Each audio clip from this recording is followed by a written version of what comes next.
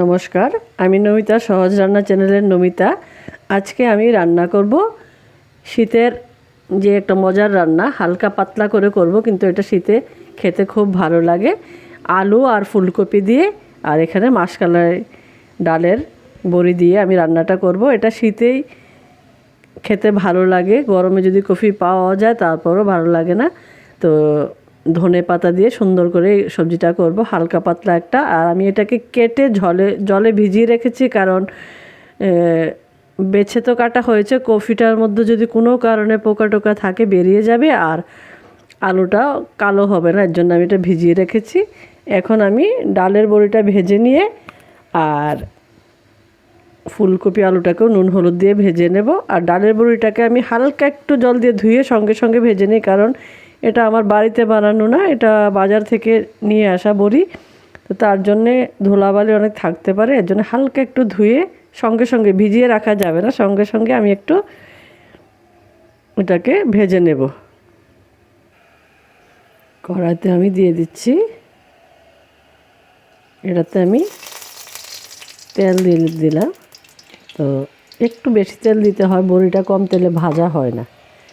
বড়িটা দেওয়ার সময় একটু তেল দিতে হয়। আমি এমনিতে না হয় তেল কম দিয়ে রান্না করি, কিন্তু বড়িটা ভাজার সময় একটু তেল দিতে হয়। তো আমি বড়িটাকে একটু লাল লাল করে ভেজে নেব। আর একটু অল্প সময় হয়ে যায়, টাইম লাগে না। আর বড়িটা একটু তেলও শুষে নেয়, অনেকটা তেল দিয়েছিলাম আমি, তারপরও তেলটা টেনে নিয়েছে। আমি এটাকে লাল লাল করে ভেজে নিচ্ছি। কড়াইতে আমার একটু তেল রয়ে গেছে, আর আমি দিয়ে দেবো এর মধ্যে আর একটু তেল। এবার আমি ফুলকপি আলুটাকে ভেজে নেব। তেলটা গরম হয়ে গেছে, তো এখন আমি এর মধ্যে দিয়ে দেব ফুলকপি আলুটা। টুকরোটা একটু বড় বড় করে করা হয়েছে, এরকম খেতে ঝোলে ভালো লাগে, দেখতেও ভালো লাগে, ফুলকপিটা নামিয়ে ভালো লাগে। তো এর মধ্যে আমি দিয়ে দেব স্বাদ মতো নুন। একটু ঝোল ঝোল হবে, এর জন্য আমি 1 চামচ মতো দিয়েছি। আর দিয়ে দেবো এর মধ্যে আমি হলদি পাউডার 1/2 চামচ মতো দিয়েছি আমি। এটাকে একটু ভালোভাবে মিশিয়ে নিচ্ছি মশলাটা। আর এখন মিডিয়াম আঁচে একটু ঢেকে ভেজে নেব। সবজিটা ভাজা হতে হতে এখানে আমি নিয়ে নিচ্ছি অনেকগুলি কাঁচা লঙ্কা, আমি হাতে ভেঙে নিয়েছি। এর মধ্যে দিয়ে দেব আমি জিরা পাউডার 1/2 চামচ, আর ধনে পাউডার আমি দিয়ে দেব 1 চামচ। এই চামচটা আমার একদম ছোট, তো এর জন্য আমি দিয়ে দিচ্ছি 2 বার। আর দিয়ে দেব লাল লঙ্কা পাউডার। এটাকে আমি জলে গুলে নেব, আর হলদিটা আগেই দেয়া আছে, জলে গুলে রাখবো, এটা আমি ফোড়নে ব্যবহার করব। আমার ফুলকপি ভাজাটা হয়ে গেছে, তেমন লাল লাল ভাজা হয়নি, কিন্তু অনেকখানি সিদ্ধ হয়ে গেছে। আর এখন আমি এটাকে নামিয়ে নেব। আমি কফি আলু ভাজাটা তুলে কড়াটা একটু ধুয়ে পরিষ্কার করে নিয়েছি, না হয় একটু পুড়ে যাওয়ার গন্ধ হতো ফোড়নের সময়। তো আমি দিয়ে দিচ্ছি এর মধ্যে আবার খানিকটা সর্ষের তেল। তেলটা একটু গরম হবে। তেলটা আমার গরম হয়ে গেছে, আমি একটা তেজপাতা দিয়ে দিচ্ছি, কিন্তু তেজপাতাটা অনেক বড়, তার জন্য আমি এটাকে একটু ছিঁড়ে দিয়েছি। আর দিয়েছি 2টো শুকনো লঙ্কা, আর দিয়ে দেবো এর মধ্যে আমি 5 ফোড়ন। আমরা এরকম ফুলকপি আলু করলে এতে 5 ফোড়নই খাই, অনেক সময় জিরা খাই, কিন্তু বেশিরভাগই আমরা 5 ফোড়ন খাই। তো মশলাটা আমার একটু ভেজে নিচ্ছি হালকা করে। ফোড়নের সময় বেশি জোরে আগুনটা দেওয়া যাবে না, কারণ আন্দাজ মতো ভাজা যায় না। বেশি দিলে জ্বলে যায়, আবার তাড়াহুড়ো করলে আবার কাঁচা থাকলে আবার গন্ধটা ভালো আসে না, একটা খারাপ গন্ধ হয়ে যায়। তো আমি পাঁচফোড়নটাকে ভেজে নিয়েছি।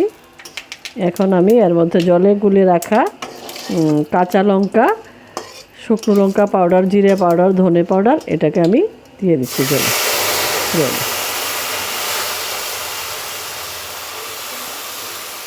আমার হাতটা একটু প্রবলেম আছে, হাতটা আমি ঘোরাতে পারি না, আমি দুই হাতে দিয়ে দিলাম। এটাকে একটু আমি কষিয়ে নেব। এখন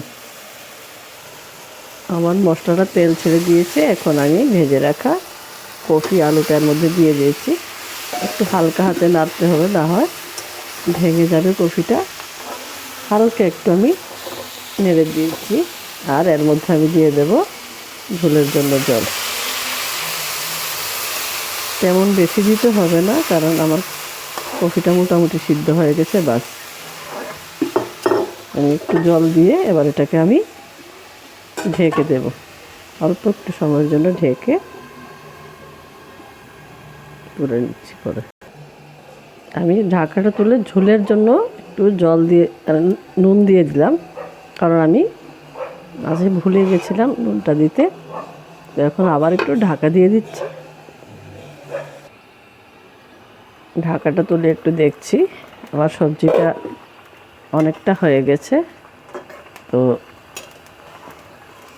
এখন আমি এর মধ্যে দিয়ে দেব আমার ভেজে রাখা মাসকালের বড়িগুলো।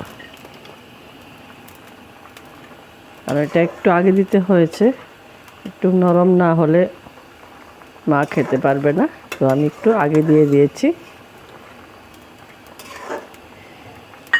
আবার একটু ঢেকে দেব আমি।